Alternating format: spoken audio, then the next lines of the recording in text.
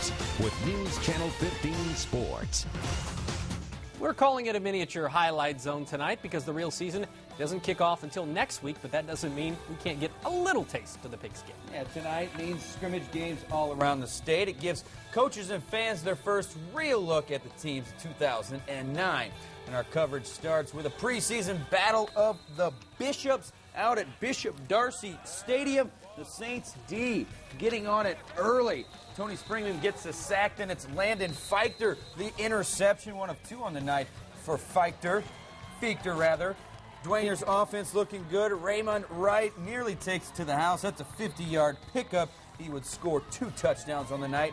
Carson Watkins, do a little dance because he caught himself a T-shirt in the stands tonight. Lures would find the end zone on their final offensive series. Kenny Mullen right up the gut, but tonight dominated by Dwanger.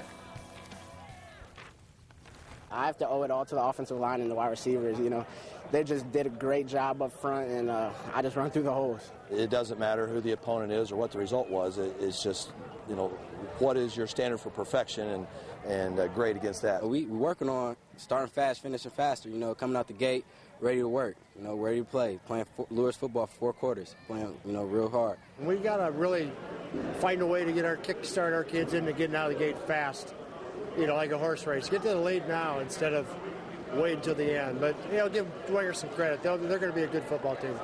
Dwanger open at Southside while Lures host Snyder. All right, speaking of Snyder, over at Walter Memorial Stadium, Panthers and new coach Kurt Tittman facing Homestead.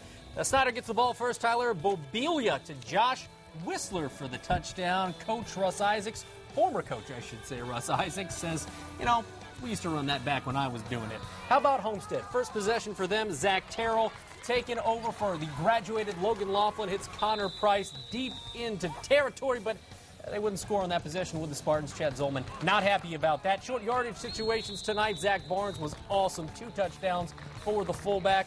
And Homestead will play Huntington North at Huntington North next week, while Snyder will be at Lures, as you said. Well, speaking of the Vikings, they were at north side of Chambers Field tonight on the Redskins' first possession. It's Jamarcus Smith, the quarterback, taking it in himself for the score. But Huntington North, they would also answer on their first possession. Senior running back David George, virtually untouched on the 15-yard touchdown.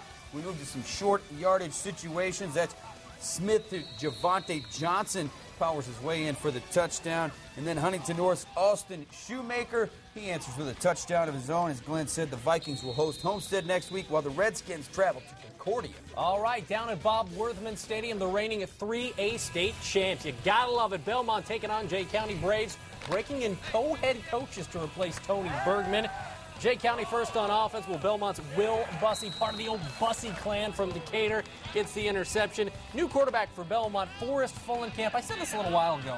Run, Forrest, run. You're going to hear it every Friday night. A box of chocolates. You never know what you're going to get with Belmont. Nick Hall, he was out, but Riley Hankinson picked up the slack. 2 rushing touchdowns early for him. Belmont looking good. They're going to play at Woodland next week.